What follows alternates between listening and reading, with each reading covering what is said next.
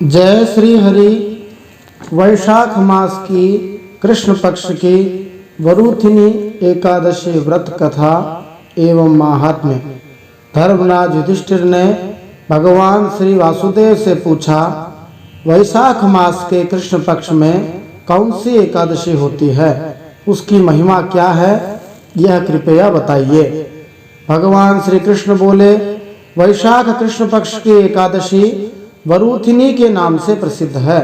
यह इसलोक और परलोक में भी सौभाग्य प्रदान करने वाली है। वरुथिनी के व्रत से सदा ही सुख का लाभ और पाप की हानि होती है। यह समस्त लोकों को भोग और मोक्ष प्रदान करने वाली है।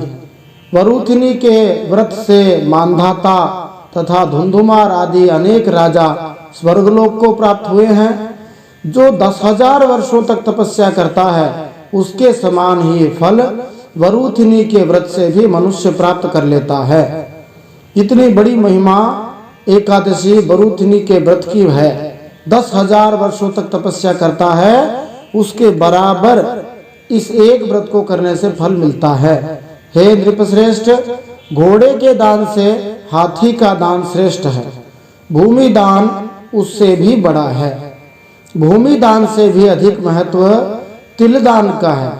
तिल दान से बढ़कर स्वर्ण दान का महत्व है और सोने के दान से बढ़कर अन्न का दान महत्व है, क्योंकि देवता, पितर तथा मनुष्यों को अन्न से ही तृप्ति होती है। विद्वान पुरुषों ने कन्यादान को भी अन्नदान के समान ही बताया है। कन्यादान के तुल्य ही गाय का दान है। यह साक्षात भगवान का कथन है। ऊपर बताए हुए सब दानों से बड़ा विद्या दान है। मनुष्य वरुथिनी एकादशी का व्रत करके विद्या दान का भी फल प्राप्त कर लेता है। जो लोग पाप से मोहित होकर कन्या के धन से जीविका चलाते हैं, वे पुण्य का नाश होने पर यातनामय नरक में जाते हैं। अतः सर्वथा प्रयत्न करके कन्या के धन से बचना चाहिए, उसे अपने काम में नहीं लाना चाहिए। कन्या वित्तेन जीवन्ति ये नराः पापमोहिताः पुण्यक्षयात्ते गच्छन्ति निरयं यातनामयम् तस्मात् सर्वप्रयत्नेन न ग्राह्यं कन्यका धनम। जो अपनी शक्ति के अनुसार आभूषणों से विभूषित करके पवित्र भाव से कन्या का दान करता है, उसके पुण्य की संख्या बताने में चित्रगुप्त भी असमर्थ है। तो जिन लोगों के कन्या है, बेटी है, वो सबसे सौभाग्यशाली है। वरुथिनी एकादशी करके भी मनुष्य उसी के समान फल प्राप्त करता है। सभी दानों में सर्वश्रेष्ठ दान कन्यादान को बताया और कन्यादान के बराबर जो फल है वो एकादशी वरुथिनी के व्रत करने से मिलता है। तो जिनके कन्या नहीं है, वे इस वरुथिनी एकादशी का व्रत करके कन्यादान करने का फल प्राप्त कर सकते हैं।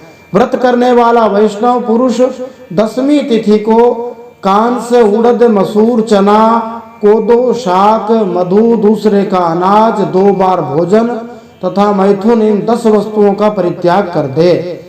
कांस्यम मांसम मासम मसूराश्च चणकान कोद्रवांस तथा शाकम मधुपरान्नम च पुनर्भोजन मैथुने वैष्णवो व्रतकर्ता च दशम्याम दशवर्जयेत। इस एकादशी में इन 10 चीजों का व्रत करने से पहले दिन ही त्याग कर दे तो और उत्तम है।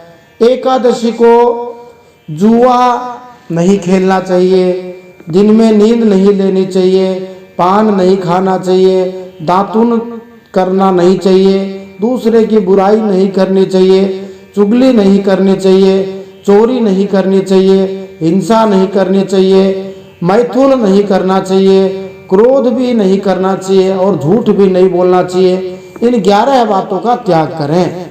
10वीं के दिन पूर्व में बताए 10 बातों का त्याग, एकादशी के दिन इन 11 बातों को त्याग दे। द्यूतक क्रीडां च निद्रां च तांबूलम दंतधावनम परापवादम पैशून्ये स्तेयम हिंसाम तथा रतिम क्रोधम चांद्रित वाक्यानि एकादश्याम विवर्जयेत। द्वादशी को कांस, उड़द, शराब, शहद, तेल, पतितों से वार्तालाप, व्यायाम, परदेश गमन, 2 बार भोजन, मैथुन, बैल की पीठ पर सवारी और मसूर, इन 12 वस्तुओं का त्याग करे। कांस्यम, मासम, सुराम, क्षौद्रम, तैलम, पतित भाषणम, व्यायामम च प्रवासम च पुनर्भोजन मैथुने वृषपृष्ठम मसूरान्नम द्वादश्याम परिवर्जयेत। हे राजन, इस विधि से वरूथिनी एकादशी की जाती है। रात को भगवान श्री हरि विष्णु के निमित्त जागरण करके जो भगवान मधुसूदन का पूजन करता है वो सब पापों से मुक्त होकर भगवान के धाम को प्राप्त होता है। अतः पाप भीरु मनुष्यों को पूर्ण प्रयत्न करके इस एकादशी का व्रत अवश्य करना चाहिए। यमराज से डरने वाला मनुष्य वरूथिनी का व्रत करे। राजन, इसके पढ़ने और सुनने से 1000 गौदान का फल मिलता है और मनुष्य सब पापों से मुक्त होकर विष्णु लोक में प्रतिष्ठित होता है। तो आज की कथा का सार ये है, सभी दानों में सर्वश्रेष्ठ कन्यादान है। उस कन्यादान के बराबर एकादशी के व्रत करने का फल मिलता है। दूसरी बात है, जो आज रात्रि में जितना समय हो सके भगवान नाम के कीर्तन, भजन, सत्संग में, जागरण में अपना समय लगाता है, उसको भगवान के धाम की प्राप्ति होती है। तीसरी बात है, जो इस एकादशी को पढ़ता और सुनता है उसको 1000 गाय दान के बराबर फल मिलता है और उसको भगवान विष्णु के लोक वैकुंठ में स्थान पक्का मिलता है। इसके अलावा जिसको ज़्यादा भूख लगती हो, भूखा नहीं रह सकता हो, वो कम से कम इतना ही कार्य करे कि आज के दिन किसी भी प्रकार से अन्न का ग्रहण न करे, क्योंकि कहते हैं एकादश्याम दिने योन्नम भुंक्ते पापम भुनक्ति सह। जो आज एकादशी के दिन अन्न खाता है वो मानो अन्न नहीं पाप ही खाता है। उस पाप से बचने के लिए एकादशी का व्रत अनाज त्याग करके कम से कम शुरुआत यहाँ से करनी चाहिए। नारायण नारायण नारायण नारायण, श्रीमन नारायणार्पणमस्तु।